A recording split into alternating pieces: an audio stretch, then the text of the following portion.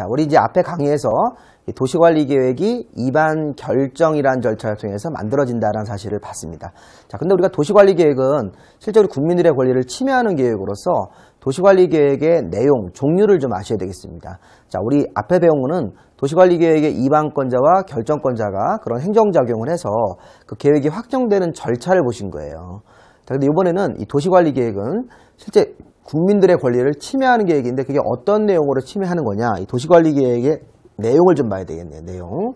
도시관리계획 내용은 6가지의 내용으로 도시관리계획이 만들어집니다. 그래서 우리가 보통 편의상 도시관리계획은 1번 도시관리계획, 2번 도시관리계획, 자 3번, 자 4번, 자 5번 도시관리계획이고 6번 도시관리계획, 입지규제, 최소구역 이렇게 6번 도시관리계획으로 만들어진다 생각하시면 되겠습니다. 도시관리계획의 종류는 6가지가 있는 거예요. 그러면 가장 제일 먼저 하는 게 뭡니까? 우리 용도지역이죠. 자, 용도지역은 우리나라 땅에다가 용도지역, 도시지역, 관리지역, 농림지역, 자연환경 보전지역으로 이렇게 나눠서 우리나라 땅에다가 토지의 용도를 정하는 거죠. 토지의 용도. 그래서 1번 도시관리계획으로 용도지역 들어가면 이 땅은 도시적으로 써라. 이 땅은 자연환경 보전지역으로 사용해야 된다. 이제 바로 제가 설명을 드릴 겁니다. 용도지역이라는 게 우리나라 토지에 먼저 들어갑니다. 그래서 용도지역은 사실은 21종류가 있는 거잖아요. 크게는 4종류지만 실질적으로는 용도지역은 21종류가 있습니다. 그렇죠? 일종 전용주거지역부터 맨 끝에 자연환경 보전지역까지. 그래서 용도지역이라는 게 21가지 이름을 외우셔야 됩니다. 왜냐하면 행정관청이 우리나라 땅은 이렇게 필지별로 여기는 3종 일반주거지역, 옆에 있는 땅은 중심상업지역, 또 그 옆에 있는 땅은 자연녹지지역 이렇게 땅의 용도를 정하신다고요. 그럼 용도에 맞게 토지 소유자가 이용을 해야 됩니다. 그래서 그게 가장 공법에서 기초가 되는 용도지역 21종류. 그러면 용도지역을 정하고 나면 추가로 1번 도시관리계획을 결정을 해서 자 1번 도시관리계획을 결정을 해요. 도시관리계획은 입안 결정이니까 결정이란 말을 씁니다. 그럼 1번 도시관리 결정하면 추가적으로 용도지구가 들어갈 수 있죠. 자, 경관지구, 미관지구, 고도지구 이런 애들. 자, 이 끝에가 지구로 끝나는 거는 10종류가 우리 법에 있습니다. 그래서 용도지구는 왜 하는 거냐면 용도지역을 정하고 나서 그 이후에 용도지역의 규제를 보다 강화하거나 완화할 목적으로 강화하는 것도 있고 완화하는 것도 있고 완화하면 우리가 이제 규제가 풀리는 거니까 경제활동을 좀 더 쉽게 할 수 있게 규제가 완화되는 형태도 있지만 강화되는 형태도 있다는 겁니다. 자, 용도지구는 바로 볼 건데 10종류가 있어요. 자, 그 다음에 2번 도시관리계획 결정이 되면 용도구역이라는 게 들어갈 수 있죠. 자, 용도구역이 원래가 우리가 5종류예요. 자, 용도구역은 개발제한구역, 도시자연공원구역, 시가와 조정구역, 수산자원보호구역, 그리고 입지규제 최소구역이 6번에 따로 있는데 이것도 우리가 용도구역으로 같이 묶을 수 있으니까 요거까지 포함해서 5종류를 보시면 되겠습니다. 그래서 용도구역은 2번과 6번에 이제 공통적으로 있는 내용과 묶어서 다 용도구역이라고 하시면 되겠습니다. 자, 용도구역도 개발제한구역, 도시자연공원구역, 시가와 조정구역, 수산자원보호구역은 보통 규제를 강화하는 효과가 있고 입지규제 최소구역 6번 도시관리계획은 기존 규제를 강화하거나 완화하는 효과가 같이 있어서 입지규제가 주로 이게 완화하는 효과를 더 많이 봅니다. 그래서 우리가 입지규제 최소구역이 들어가면 이 규제를 최소화하는 구역이기 때문에 규제를 완화하는 효과가 여기서 발생이 되는 거죠. 그래서 용도구역도 용도지역 다음에 추가적으로 용도구역을 정하는 거예요. 그러니까 필요하면 용도지역은 기본적으로 정합니다. 토지에다가. 근데 용도지역에다가 추가적으로 용도지구나 용도구역이 들어갈 수 있다는 겁니다. 그래서 필요할 때는 용도지구를 안 하고 용도지역에다가 용도지구 안 해버리고 용도구역을 막바로 씌울 수도 있습니다. 그래서 땅이 자연녹지지역인데 자연녹지지역 용도지역인데 거기다가 용도구역인 개발제한구역을 그냥 덮어 씌워가지고 개발행위를 일체 못하게 할 수 있다. 규제를 강화하는 형태로 이렇게 할 수도 있다는 거죠. 자, 그럼 이제 잘 보세요. 여러분들 공부하실 때는 1번 도시관리계획 결정되면 용도지역이나 지구라는 게 땅에 들어간다. 이름이 들어가는 거예요.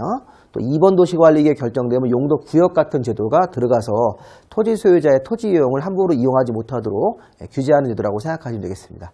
자, 문제는 3번과 4번이에요. 3번과 4번은 기반시설, 도로나 공원, 학교, 그 다음에 우리 도시개발사업, 정비사업.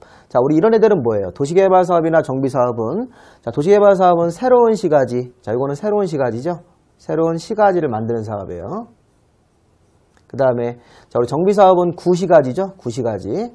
자, 우리 구시가지는 낡은 건물이 있을 때니까 철거하고 재건축, 재개발 같은 걸 해야 돼요. 자, 그런 재건축, 재개발을 한 번에 우리 부를 때 정비사업이라고 부르는 거예요.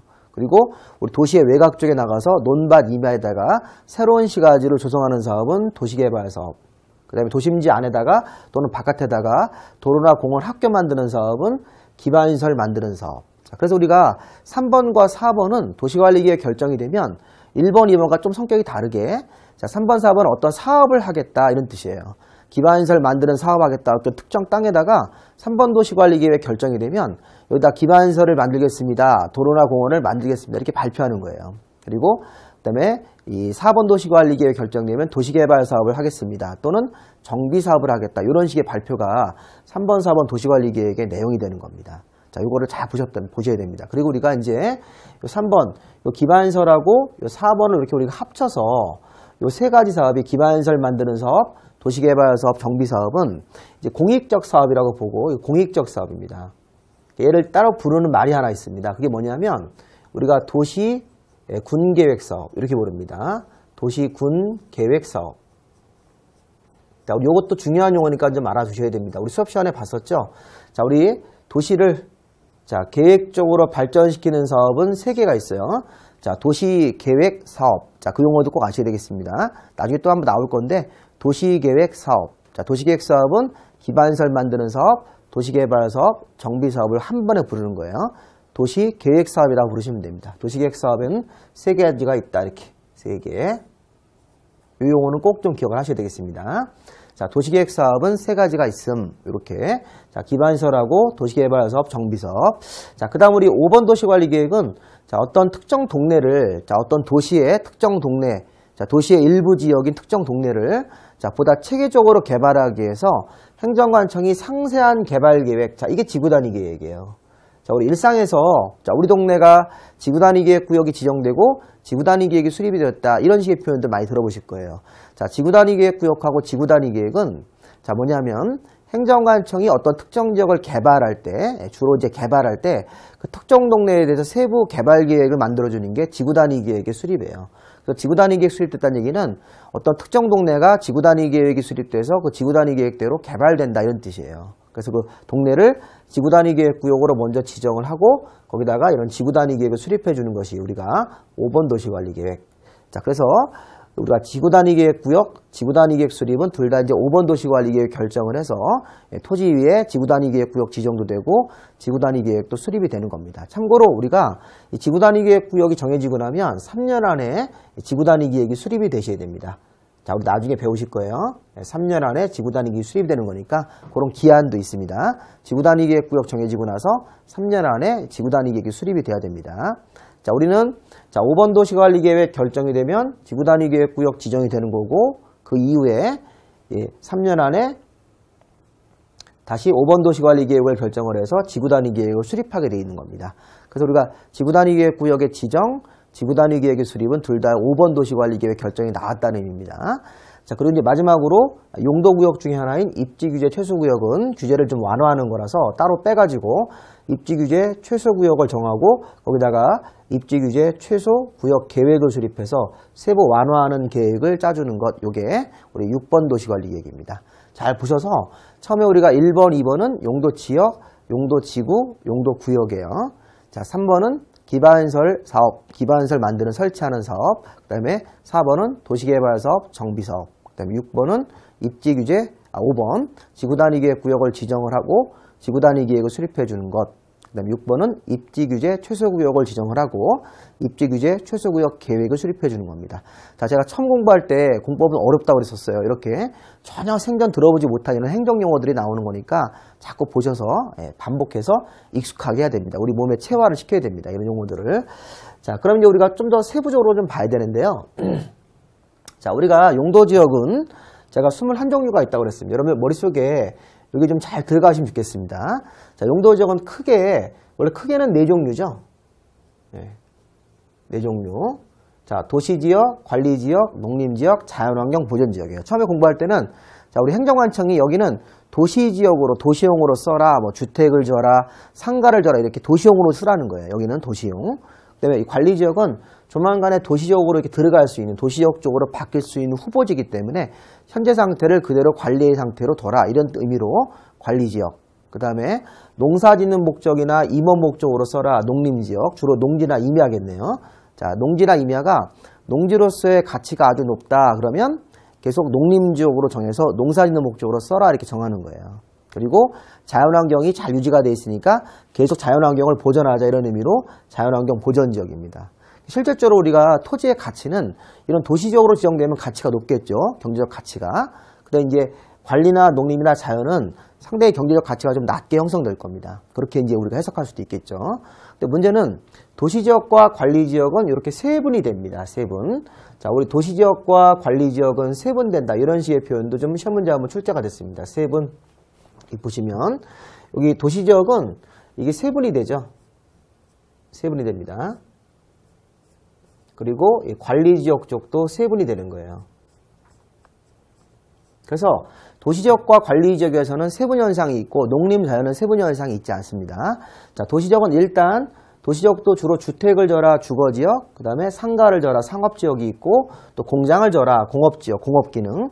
도시지역 안에 우리가 공원이나 녹지를 또 별도로 만들어야 되는 거니까 녹지지역이 있는 거죠. 그래서 도시지역이 이렇게 주, 상, 공, 녹인데 이렇게 세분되는데, 여기서 끝나지 말고 주거지역을 다시 1, 2종 전용, 전용주거 1, 2종, 일반 주거지역 1, 2, 3종, 준주거지역. 자, 우리 준주거지역은 종은 없어요. 그냥 준주거지역으로 끝나는 겁니다. 이렇게 해서 주거지역이 총 6개가 있는 겁니다. 이렇게 6개. 그러니까 주거지역은요, 옛날에 이제 제가 수업 중간에 이제 그런 말을 했었어요. 자, 1종 전용, 2종 전용은 단독주택 중심의 양호한, 공동주택 중심의 양호한, 이렇게 나누는 거예요. 1, 2종 전용은 단독주택, 공동주택 중심의 양호한. 그 다음에 일반 주거지역은 3종까지 있는데, 자, 1종 일반은 저층주택 4층 이하, 그 다음에 2종 일반 주거지역은 18층 이하, 그 다음에 3종 일반 주거지역은 18층을 초과해서 지을 수 있는 곳, 그렇게 구별합니다. 그래서 우리가 저층주택 중심의 편리한 주거환경, 그러면 이제 1종 일반, 중층주택 18층 이하로, 저층보다 높게 해서 한 5층에서 18층 정도 이하로 짓는 게 이게 중층주택 중심의 편리한 주거환경인 2종 일반이 되는 거예요. 그 다음에 18층을 초과해서 지을 수 있는 곳이 3종 일반 주거지역. 그렇게. 자, 그다음에 준주거지역 같은 경우는 주거 기능에다가 일부 상업 기능을 보완하는 거죠. 주거에다가 상업 기능을 보완해서 준주거지역이 있는 겁니다. 자, 그 다음에 우리 상업지역도 있죠. 상가를 져라, 이런 상업 기능을 담당하는 상업지역이 또 도시지역 안에 있는데, 자, 우리가 앞글자를 따서 우리가 중일, 근유 이렇게 외우시는 거죠. 중일, 근유. 그래서 우리가 중심상권, 또 일반적인 상업을 담당하는 주택가 근처에 근린상업지역, 시장 같은 유통상업지역이 있는 거죠. 중일, 근유. 자, 제가 수업 중간에 이거 어떻게 였습니까? 중학교 1학년 되면 근육이 생긴다, 이렇게. 중학교 1학년 되면 근육이 생기는 겁니다. 자, 그러면 이제 공업지역으로 내려가시면 공업지역은 전일준이죠. 네, 전일준. 자, 우리 공업지역 전일준은 우리 전용공업이라는 게 주로 중화학공업, 그 다음에 소규모 일반적인 공업은 일반 공업으로 담당하는 거고, 이 준공업지역은 경공업에다가 주거나 상업을 보완하는 거죠. 경공업에다가 주거나 상업을 이렇게 보완할 수 있는 건데, 문제는 뭐냐면 일단 처음에 공부하실 때는 용어의 이제 그 명칭을 외워야 되는 거니까 중일, 근유, 전일준 이렇게 외우는 거죠. 자, 우리 전일준이가 성은 전씨고 이름이 일준이죠. 일준 이렇게 외우시는 거예요. 중학교 1학년 되는 애가 이름이 전일준이다 이렇게 암기하시면 되겠습니다. 조금 뭐 요령인데 중일, 근유, 그 다음에 전일준. 자, 우리 전일준이가 중학교 1학년 걔 이름이에요. 네, 그런 다음에 녹지지역으로 갑니다. 보생자 이렇게. 그러면 이렇게 되는 거죠. 자, 우리 전일준이가 자, 근육 많이 생기려고 먹는 약이 보생자다 이렇게 우리 한약 이름으로 외우시면 되겠습니다. 보생자라는 약이 있다. 그래서 전일준이가 몸 건강해지라고 먹는 약이에요. 전일준, 보생자 이렇게. 자, 그럼 우리가 보존 성격이 제일 강한 녹지. 자, 농업적 생산으로 쓰는 녹지. 우리 녹지 지역에서는 일부 농지도 있습니다. 이 녹지 지역이 특이하게 농지가 있어요. 생산 녹지 같은 거. 생산 녹지 같은 경우가 우리가 도시 지역 안에 있는 농지, 생산 녹지. 일단 농업적 생산으로 써라. 생산 녹지. 자, 그리고 이 개발이 가능한 자연 녹지가 있는 거예요. 자, 그래서 우리가 공부하실 때 여기 다시 한번 보시면 용도 지역 21가지가 아까 도시 지역에서 결국엔 16개가 되는 거예요. 주상공동, 여기 보시면, 그렇게 보시면 안 되겠네요. 도시지역 자체가 16개네요. 주거지역 4개, 상업지역, 주거지역 6개죠. 주거지역이 6개죠. 상업지역이 4개, 공업지역 3개, 녹지지역 3개니까 이렇게 해서 1, 2종 전용, 1, 2, 3종 일반, 준주거, 상업지역은 중1, 근유, 그 다음에 공업지역은 전일준, 녹지지역은 보생자. 자, 아까 전일준이가 먹는 약이 보생자예요. 그럼 이제 보생자를 만들려고 보생자의 약인데 이 약을 이제 우리가 해먹으려고 만든 개가 하나 있습니다. 그게 바로 보생개입니다. 보생개. 자, 우리 관리지역도 세분되죠. 자, 관리지역, 보전 성격이 강한 관리지역, 농업적 생산으로 쓰는 관리지역, 그다음에 개발이 가능한 계획관리지역이 있어요. 가만히 보면 그 녹지지역을 본따서 보생개를 만든 거니까 이 관리지역 성격도 보전 성격이 강한 보전관리, 농업적 생산으로 쓰는 생산관리, 그다음에 그다음에 계획관리, 개발이 가능한 계획관리 지역도 있다는 겁니다. 자, 이렇게 해서 우리가 이제 그 관리지역까지 명칭을 정부하시면 관리지역이 3가지가 있는 거고요. 그다음에 농림과 자연은 세분이 안 되는 거니까 한 개씩 카운트해서 우리가 총 21종류로 용도지역이 우리나라 토지 위에 명칭이 들어가 있는 겁니다.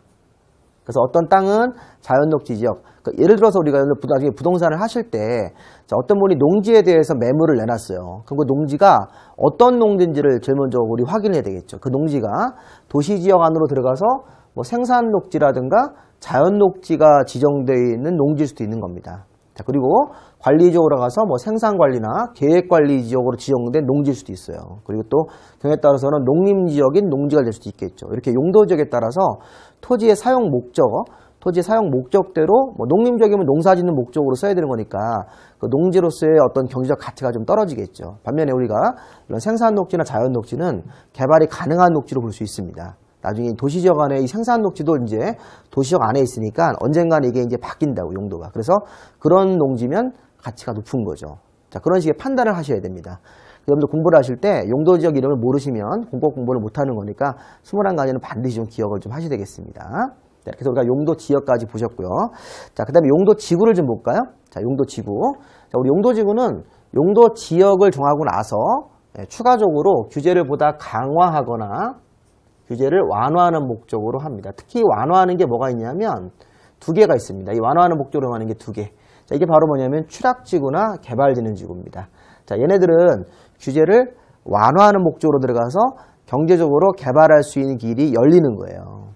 그래서 나머지는 보다 더 규제를 강화합니다. 뭐 경관지구나 미관지구 들어가면 뭐 층을 4층이나 5층까지만 제한하겠다. 뭐 고도지구 들어가면 건물의 높이를 뭐 40m로 제한한다. 이런 식으로 시설보호지구, 뭐 학교라든가 뭐 항만 이런 걸 보호하기 위해서 어떤 특정 개인들의 개발 행위를 제한하고 이렇게 뭐 보존지구도 마찬가지입니다.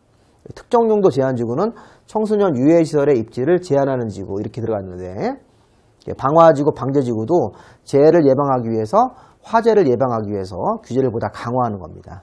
용도지구는 이렇게 10종류가 있으니까 자, 우리 용도지구 이름까지는 처음에는 못 외우세요. 못 외우시니까 한번 쓱 보세요. 보시면서 제가 예전에 수업 시간에 이거 어떻게 했습니까? 앞글자를 따서 자, 경미가 이렇게 보시면 경미가 우리 시험처럼 국가 고시를 보고 이렇게 자, 경미 고시보 이렇게 경미가 우리 고시를 보고 보존지구 시설보호지구 자, 저녁 술 한잔 먹고 취해서 이렇게 개처럼 됐다 이렇게 취개 그 다음에 나머지는 방제, 방방특 이렇게 한번 연습을 한번 해본 겁니다. 자, 이런 거 우리 암기하는 건데 경미, 고시보, 취계, 방방특 이렇게 한번 연습 한번 해보시면서 용도지구라는 거는 용도지역 위에다가 추가적으로 덮어 씌우는 거예요. 필요할 때만. 필요하지 않으면 용도지구는 안 할 수도 있습니다. 용도지구는 필요할 때 임의적으로 정하는 제도다. 임의적으로.